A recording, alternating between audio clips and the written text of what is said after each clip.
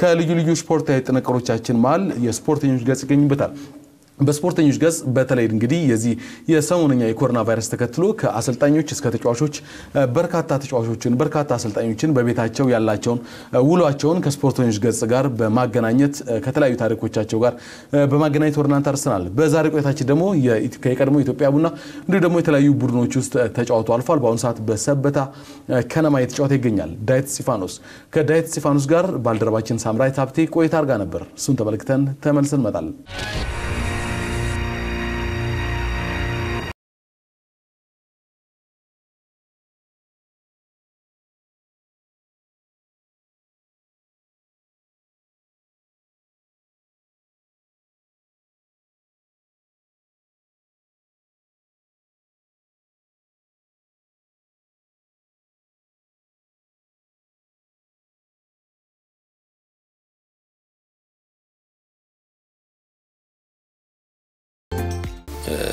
እንደገለም እንደ ቤተሰብም ጥንቃቄ ለማድረግ እየሞከርን ያለነው ያው ብዙ እንዳልኩሽ የሞጣቱ ነገር ምናምን ስለሌለ ያው ጥንቃቄያችን በዛው ልክ ይቀንሳል ቤት ውስጥ ስለሆነ እንቅስቃሴያችን ነገር ግን ቤት ውስጥም ቢሆን አንዳንድ ምን እንቀሳቀሳቸው ነገሮች ስለሚኖሩ ያው ከጤና ባለሙያዎች በሚሰጡን ትዕዛዝ መሰረት ቶሎ ቶሎ እጃችንን እንታጠባለን ነገር ግን በመውጣ ሰዓት ግን ጥንቃቄ በጣም ከፍተኛ ነው የሚሆነው ሰዎችን ለማግኘት ሞክራለሁ መሰብሰብ ያለበት ቦታዎች ላይ ለመሰብሰብ እጥራለሁ እና ያው ጓንቶችና የመሳሰሉት እንትኖችን እየተጠቀምኩ ነው እንግዲህ ስፖርተኛ ነኝ እኔ ስፖርተኛ ደግሞ ያው ሰውነቱ ከጨመረ ተመልሰን ወደ ውድድር እንገባለን ብለን ስለምንጠብቅ እነሱ ጉዳቶች እንዳያመጡ ያው በግል የአካል ብቃት እንቅስቃሴ ያደርጋለሁ እኔ ብቻ ሳይሆን ባለ ቤተሰቦችም ያደርጋሉ በዚህ አጋጣሚ እና ያው እሱን እያደረኩ ነው ግን አንድ ላይ የሚሄድ ነገር አጋጣሚ የኢትዮጵያ ፕሮፌሽናል እግር ኳስ ተጫዋቾች ማህበር የሚባል አንድ ማህበር አቋቁመናል እሱ ትንሽ ቢዚ ያርጉኝ ያው ትንሽ ወጣ አላለሁ በዚህ አጋጣሚና ነገር ግን ያው አብዛኛው ጊዜ ቤት ነኝ እንቅስቃሴም እያደረኩ ነው ዳውንሎድ ያደረኳቸው አሉ ቪዲዮዎች እነሱን በጣም በተደጋጋሚ ጊዜ እየሰራውኝ ራሴን እየጠበቅኩ ነው ያለሁት ፔጅ አለን የኢትዮጵያ እግር ኳስ ተጫዋቾች ማህበር የከፈተው የቴሌግራም ፔጅ አለ እዛ ላይም ለየት ያሉ እንቅስቃሴዎችን ከጓደኞቻችን ጋር ሼር እያደረግን እዚሁ ቤቷ ውስጥ ያው ለመንቀሳቀስ እንሞክራለን እና በዚህ አጋጣሚ እንደውም ሁሉም ሰው ቤት ውስጥ መስራት ይችላል ማንኛውንም ነገር መስራት ይችላልና አልተመቸኝም ቦታው ያመቸ ምናምን ማለት የለባቸውም ብዬ አስባለሁ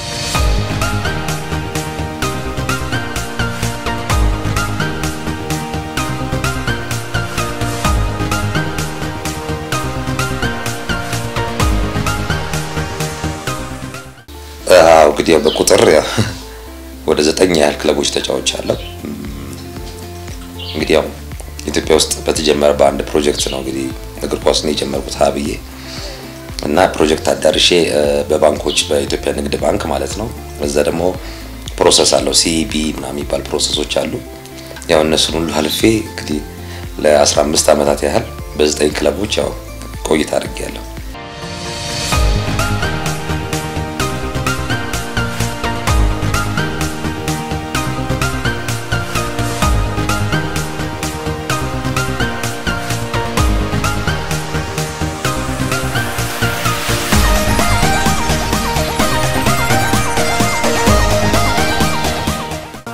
በሊጉ እንደተባለው የብቸኛ ዋንጫ ነው ማለት በፕሪሚየር ሊግ ደረጃ ኢትዮጵያ ቡና አንድ ዋንጫ ነው ያገኘው እንግዲህ 2003 ዓመተ ምህረት ነው የዛኔ የነበረው ህብረታችን በጣም ደስ ይል ነበር በጣም መተሳሰብ ነበርና ኢቭን ሁሉም ተጫዋች ለቡድኑ ወይም ለየጨዋታዎቹ ኮንትሪቢዩት አድርጓል ከ70 ከ80 ወይም ከ60 በኋላ የሚገቡ ተጫዋቾች ቡድኑን በጣም ዋንጫ እንድንበላ ካደረጉት መሃልም ጭምር በዋነኝነትም ራሱ መጠቅሻቸው ኮንዲሽኖች አሉና አሰልጣኛችንም በጣም ጎበዝ ነበር እውነት ለመናገር አቅሙን አውጥቷል ብዬ አስባለሁ ይዛኔና የችሎታችንን ፒክ ላይ የነበርንበት ታይም ነውና በአንድ አጋጣሚ አንድ ጄነሬሽን ላይ ያለ ተጫዋች የተገናኘበት ወቅት ነበርና ምርጥ ጊዜ ነው ያሳለፍነው ቡና የሚገርማቸው ስሙ ሲጠራ የሚገርማቸው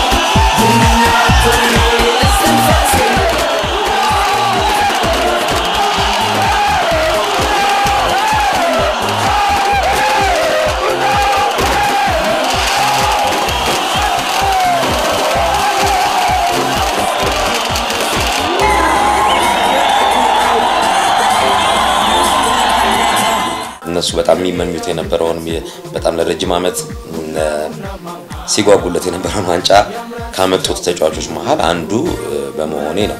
ይሄ ያው ለሁሉም ክብር አላቸው ለኔም ጭምር ክብር አላቸውና ከዛ በኋላ ግን ያው በተለያዩ አጋጣሚዎች ያው እኔ ኢንተርቪዎችም ካገኘውኝ ብዙ አንትኖችን ካገኘውኝ ያው ስለ ኢትዮጵያ ቡና የማውራት ባህሉ አለኝ። ከዛ በፊትም ግን የኢትዮጵያ ቡና ደጋፊ እንደነበርኩ የሚያውቁ አንዳንድ ሰዎች አሉ። ብዙ ያው እነዚህ ተደማምረው ነው እንግዲህ በደጋፊዎቹ ዘንድ የተለየ ክብር እንዲሰጠኝ ይቻላል። ያው እኔም ስለምወዳቸውም ጭምር በጣም ነው የተደሰትኩት። ማለት እንዲህ ነው አለ ቃላቶች ያጥሩኛል ለመናገርና ደስታው ልዩ ነው። ያው የኛ ብቻ ሳይሆን የመላው ኢትዮጵያ ደስታ ይመስለኛል እና ምንም ምን ልልለው ይችላል አላውቅም።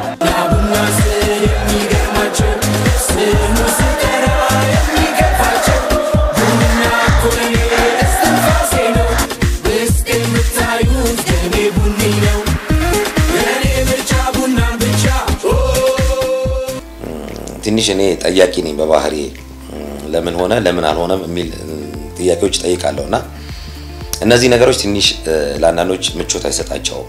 ልምዴን የቱ ጋር ነው የምጠቀመው ምን ማድረግ አለብኝ የሚለው ነገሮች አሉና ከዛ አንፃር ብዙ ጊዜ ስጠይቅ ያው ምላሻቸው ደስ አይልም። ምላሻቸው ያው ቡድኑን እንደምትከፋፊ ቡድኑን ወደ አለና ቦታ እንደምትመሪ ምናምን ነው የነሱ ግንዛቤ። በዛ መሃል ያው አለመግባባቶች ይፈጠራሉ ከአሰልጣኞች ጋር ወይ ከቡድን አመራሮች ጋርና ጥያቄያችን በጣም ብዙ ነው። በጣም ብዙ ጥያቄዎች አሉ ብዙዎቹም አይመለሱምና ያው አንዳንድ ተጫዋቾች ያው ዝም ብለው ነው የሚያሳልፉት ይሄንን ነገር። በተቃራኒው ደግሞ የሚጠይቁ ተጫዋቾች እኔ እንደውም አንድ አመት ቆያለሁ 6 ወርም የመቆየት እድል ያላቸው ተጫዋቾች አሉ። መጠየቅ ያው አደጋ ነው በእኛ እግር ኳስና ያ ነው ብቻ በዛ ቦታ ላይ እንዳልቆይ የሚያደርገኝ። ከአንዳንድ ቦታዎች ላይ ደግሞ በገዛ ፈቃድ የሚወጣውበት አጋጣሚዎች አሉ። የተሻለ ነገር የተሻለ ጥቅም ያው የኮንትራክት ዘመን ተጫዋቾች ስለሆነ ትንሽ ጊዜ የተሻለ ብር ካገኘው ይቀይራለሁ። ስወጣ ሁሉ ጊዜ በግጭትና በመጥፎ ነገር አይደለም የምወጣው። ፕላስ ደግሞ ለኔ ያጫወት ይሆናል ብለሽ የምትገምጪው ቡድን ደግሞ ሲኖር ወደዛ ነው ምርጫችን ታደርጋለሽ ወይ ማሰልጣኝ ሲኖር ወደዛ ሙቭ ታደርጋለሽ።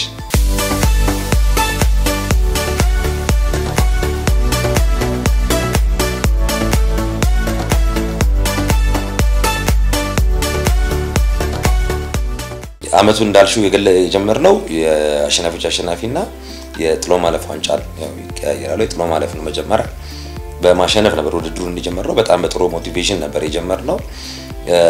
ያው የነበረው ቡድን ዋንጫ ከበላ ጥሩ ነው ማለት ነው እና ነገር ግን በመሃል መዋዠቆች መጡ።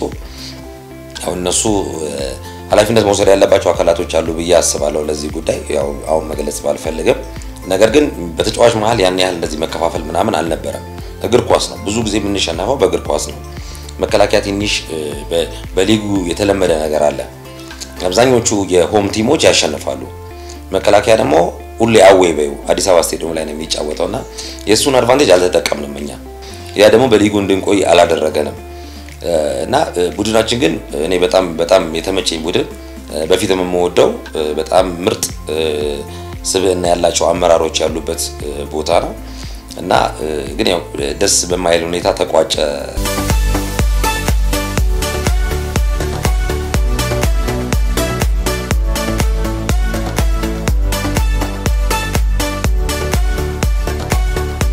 ሰኔ 30 ብዙ ጊዜ ኢትዮጵያ ፕሪሚየር ሊግ ያልቃልና ከዛ በኋላ ከኢትዮጵያ ቡና ብቻ አይደለም ጥያቄዎች የመጡት ከሌሎች ክለቦችም ጥያቄዎች መጥተዋል። ኢትዮጵያ ቡና ደግሞ በአዲስ አሰልጣኝ ለማምጣት በዝግጅት ላይ በነበረ ሰዓት እኔ ጥያቄ ደርሶ የነበረ እኔ ከቡና ስለወጣው ትንሽ ለአሰልጣኝ ካሳ ያረጋግ የከበደው ነገር ነበር። ዳይትን ፈልጓለሁ እነሱ አባረውኝ ነው የወጣሁት። በዛ መሃል መረዳዳት ነበረባቸው እነሱ ማውራት ያለባቸው ነገር ነበር። ያ ትንሽ ጊዜ ወሰደብኝ እኔ ላይፍ ስላለ ቤተሰብ ስለተመሰረተ ትንሽ እንደ ድሮ አይደለም ሁሉም ነገርና ቶሎ ውሳኔ ላይ ወሰነሽ ክረምትሽንም ደግሞ ማሳለፍ መቻላልሽ አመቱ ሙሉ በስትረስ ነው የምታሳልፊውና ከዛ የራሴን ውሳኔ ወሰንኩኝ። ያው በዛ ምክንያት ነውና ወደ ሰበታ ነው ያመራው። ሰበታ ደግሞ አሰልጣኛችን አብረን የሰራን በኢትዮጵያ ቡና ሻምፒዮን የሆነ ሰው ነው። እንግዲህ ተመሳሳይ ያለው ባህልም ነው ብያስባለሁ ከኢትዮጵያ ቡና ጋር። እንግዲህ ያው ከኢትዮጵያ ቡና ወደ ኢትዮጵያ ቡና ብዬ ነው ያሰብኩት እኔ አንድ አይነት ፊሊንግ ስላለ እዛ ጋር።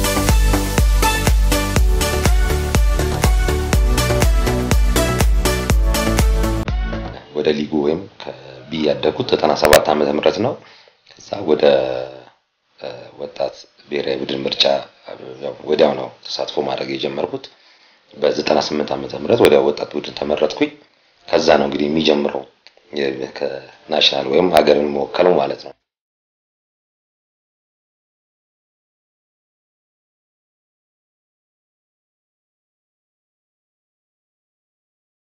ዳዊት የሚባል ሰውዬ እንደ ዳዊት አላገለገለምና በጣም ይቆጫል ሁሉ ጊዜ እና በጣም ነው የምናደደው። በቃ ብሔራዊ ቡድን ሲባል ያው ሀገርን የማገልገል ቁጭት አለ፣ ከነገና ደግሞ የራስንም አቅም የማወቅ ነገር አለ እና እኔ አቅሙ ነበረኝ በዛ ሰዓት። ከዚህ በላይ ለሀገር የማገልገል ይችል ነበረ። ከ31 ዓመት በኋላ ለአፍሪካ ዋንጫ ስናልፍ የቡድኑ አባል ነበርኩ። የቡድኑ አባል መሆን ብቻ ደስ የሚል ስሜት ይፈጥራል። መሆን ብቻ እንደ ዜጋ እንደ ተጫዋች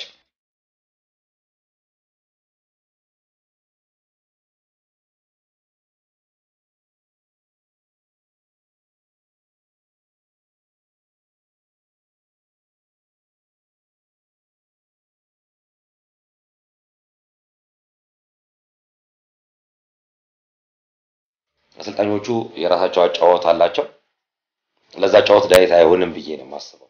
አንዳንዴ ግን ትንሽ ግርም የሚለኝ የብሔራዊ ቡድን አሰልጣኞች ከውጤት ጋር በተያያዘ ይሰናበታሉ፣ ክለብ ይይዛሉና ክለብ ሲይዙ ግን በዋነኝነት ነጥለው ትኩረት ሲያደርጉ ወይም ዳዊትን ብትይዙ ያኛው ቡድን እንደዚህ ይሆናል ምናምን እያለው የሆነ እኔ ላይ አስተያየት ይሰጡ ምናምን ሳይ ሁሌ ብሔራዊ ቡድኑ ትዝ ይለኛል፣ ወደኋላ እመለሳለሁና ታዲያ እነሱ እየያዙ የበነበር ለምንድን ነው የማይጠቀሙብኝ? ለምንድን ነው እድሉን የነፈጉኝ? ምናምን የሚል ስሜት ይሰማኛል።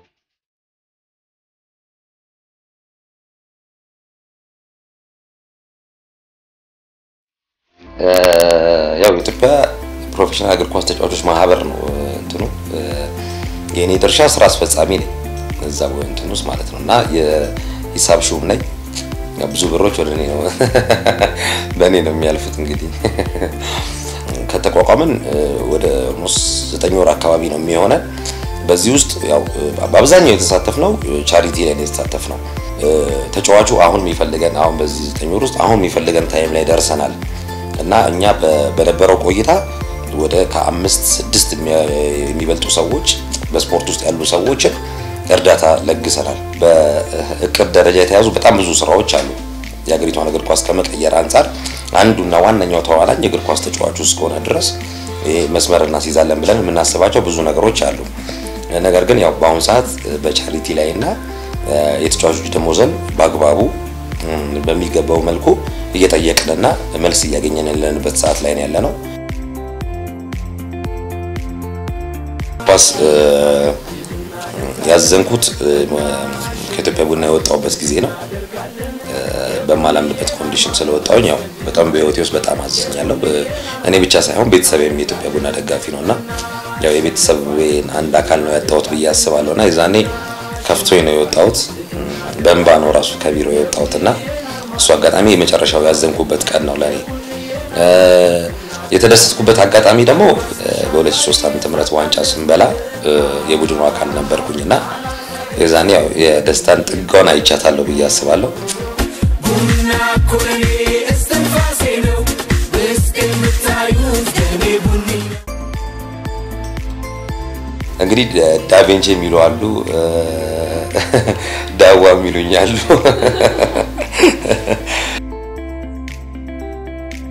ከቅርብ ጊዜ ወዲህ የሚያዝናናኝ ነገር ተቀይሯል። በፊት ግን ያው ሲንግልም ሆነሽ ያው አንዳንድ ቦታዎች ላይ ከጓደኞች ጋር ብዙ እንትኖች ይኖሩሻል፣ የራስሽ የሆኑ መዝናኛ እንትኖች ይኖራሉ። አሁን ላይ ግን ያው ፋሚሊ ተመስርቷል እና ያው መዝናኛዎቼ ልጆቼ ናቸውና ከባለቤቴና ከልጄ ጋር ማሳለፈው ህይወት ወይም ጊዜ አሁን እንደ መዝናኛም ጭምር ነው።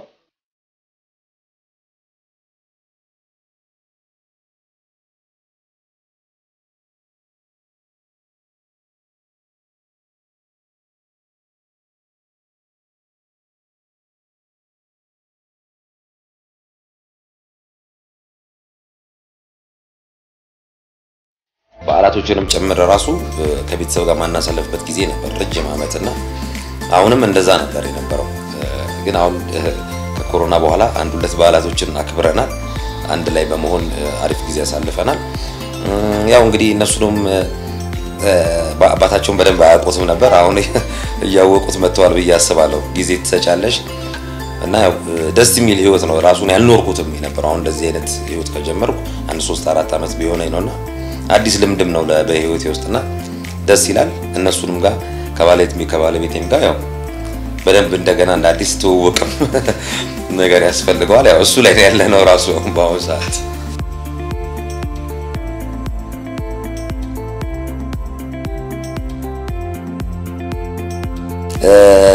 እንጃ እግር ኳስ ለኛ ሌላ ትርጉም ነው ያላት። ከስራ ባሻገር ከመናገኘው ገንዘብ ባሻገር ሌላ ትርጉም አለው ለኛና ያው እሱ ትንሽ ከባድ ነው ለኛ፣ ግን ቅድሚያ ለሰው ልጅ ነው። እኔ ሰው መጥቶ የሚሞትበት ቦታ ላይ እንድንጫወት ራሱ ሁላችንም እንድንጫወት አልፈልግም።